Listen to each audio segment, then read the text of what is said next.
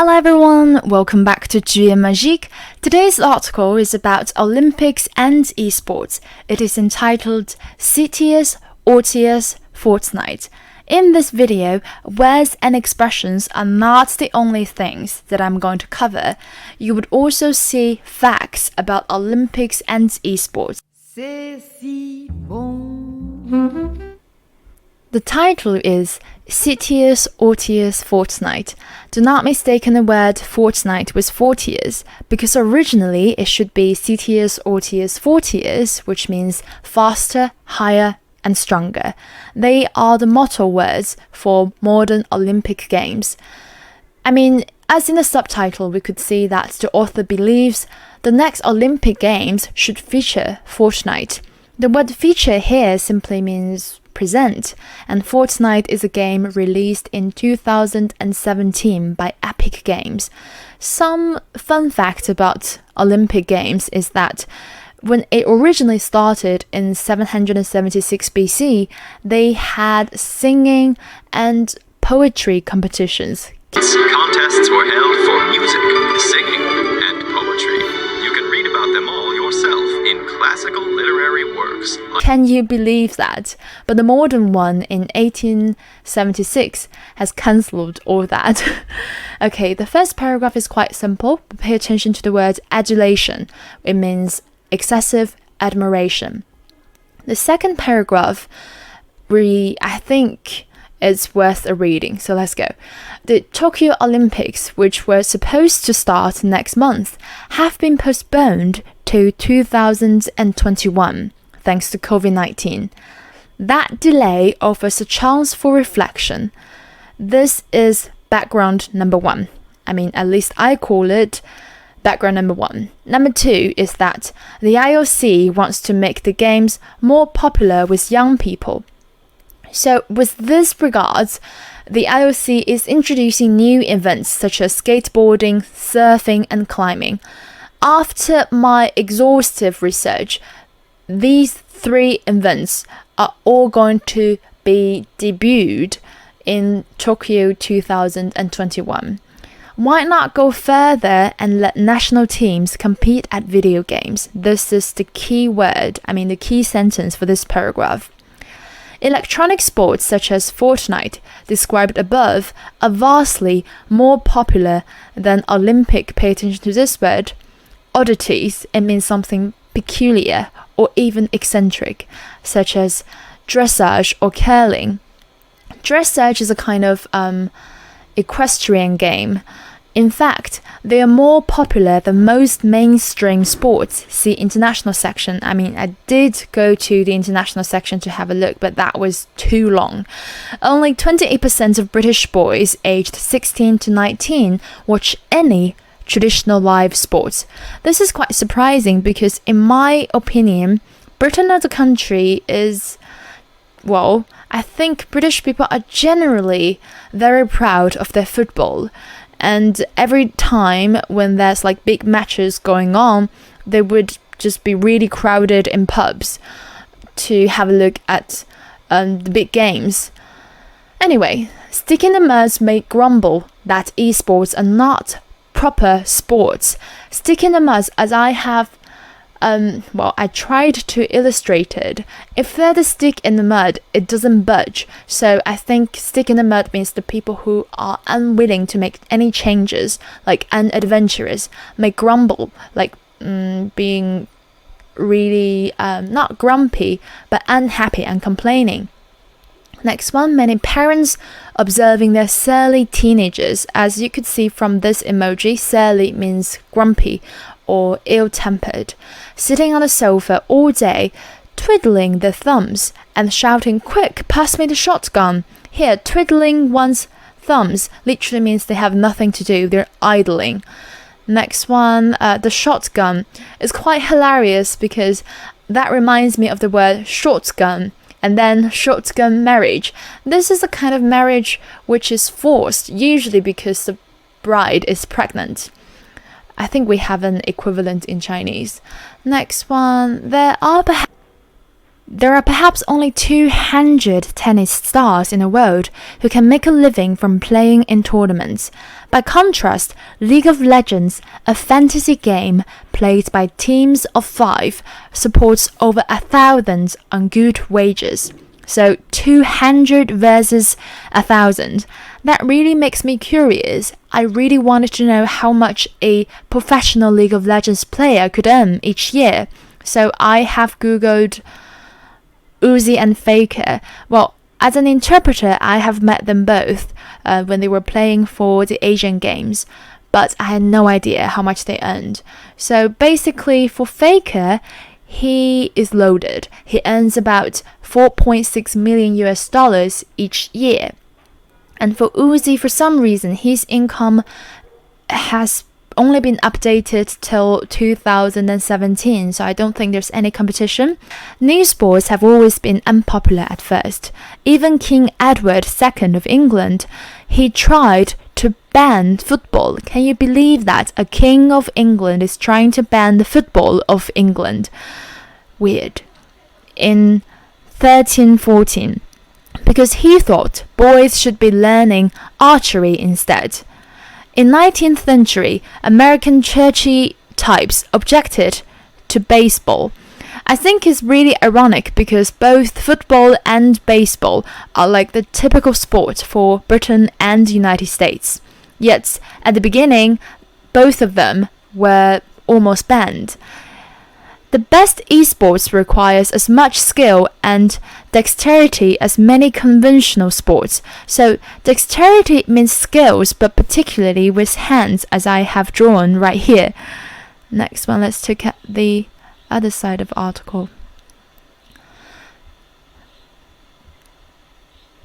Critics of esports offer moral objections too. They are addictive. I mean, I thought the same. Prince Harry has called for Fortnite to be banned for this reason, but I think this is too much. You can't ban something simply because it's addictive. They are violent. I mean, yes, they are, but they are just simulated. They're not real. Next one. The Olympics aim to promote peace. Finally, video games are crassly commercial. Crassly means stupidly. Nobody owns basketball. League of Legends is owned by Tencent, a Chinese mega corporation. I mean, even if it's owned by Tencent, so what? I mean, Fortnite is owned by an American company, but no one has said anything about it. Okay, let's move on. None of these arguments is very convincing. The idea that an activity rather than a substance can be addictive is contentious among doctors. Contentious means it's still up for debate, controversial, and the notion that warlike sports have no place in the Olympics is hard to square with history. Square with means to be compatible with. Javelin throwing and wrestling were introduced in 708 BC. Here is a short video clip of javelin throwing and wrestling. The combined running, jumping, wrestling, javelin throwing, and hurling the discus event known as the pentathlon inspired world-class competition. Therefore, from the video we could tell that it's not possible to say warlike sports have no place in the Olympics. It's just not true. Next one. The imagery mayhem in Fortnite cannot be compared to the real harm caused by boxing.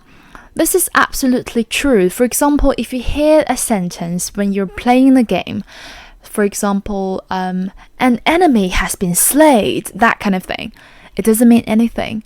It's virtual, it's fake, it's simulated. It has a far cry from the truth.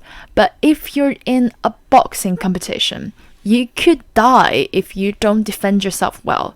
Next one. Packs of esports fans do not rampage through town centres as soccer or ice hockey fans sometimes do. I remember when Liverpool won, I can't remember the tournament's name, but they've won a major championship, and I remember that day on BBC, literally the whole city is crazy for their winning. And I think that's some sort of rampage. No offense, Liverpool fans. Next one. As for the fact that esports belong to companies, so what? This is an interesting argument because the author has pointed out that the Olympics already generates billions from broadcasting and sponsorship. There's no harm adding a little bit of private sector's role into it. Commercial pressure can make for livelier entertainment. And then companies would vie to create games as exciting to watch as they are to play. This sounds like a recipe for fun. A livelier entertainment and a recipe for fun, that's the best for audiences. Why not let it happen? Next one. They might even stumble across a traditional sport and decide to try it too. That's the perk of introducing a new game. Because, for example, if you introduce a new singer to your whole company, people might get to know your company's other singers simply because they like the new one. Next one. And if the experiment fails, no matter. It means don't worry, it's not a big deal. The IOC could drop it in 2024, as it has previously dropped croquet, tug of war, and solo synchronized swimming. Here I have something to show you. In terms of solo synchronized swimming, usually when we think of synchronized swimming, we think of this.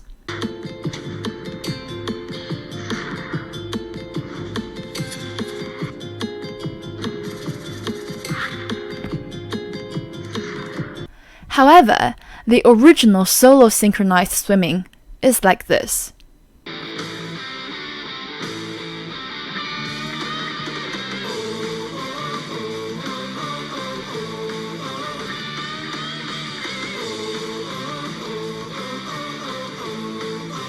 I mean, how could you synchronize with yourself?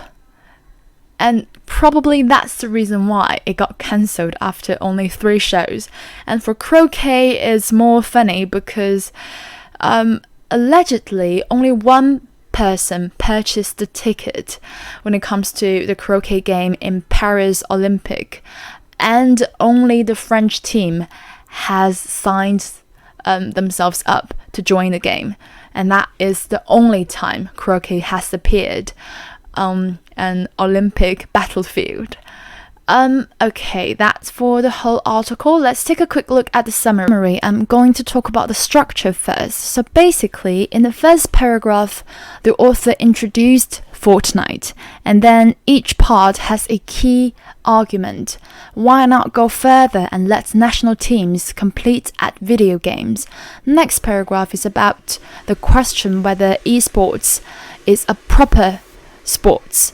Next one, esports a new, thus unpopular comer to the sports family. And then paragraph 5 and 6 are my favorite 2 paragraphs because they the author has listed out arguments and counter-arguments to make it sound, well, it's like a debate. And then paragraph 7 is both a counter-argument and a conclusion. So basically, this is the structure, and the summary is like this. Fortnite should make its way into the 2021 Tokyo Olympic Games. Parents loathe esports and question its legitimacy as there should be a proper sport.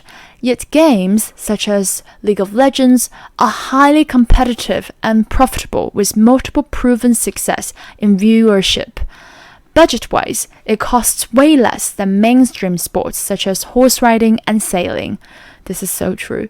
Some despise it for its so-called addictive effect, simulated violence, and high degree of commercialization. But the author holds that, firstly, the addiction is still contentious among doctors. Secondly, the violence in games is much gentler than that in boxing or wrestling.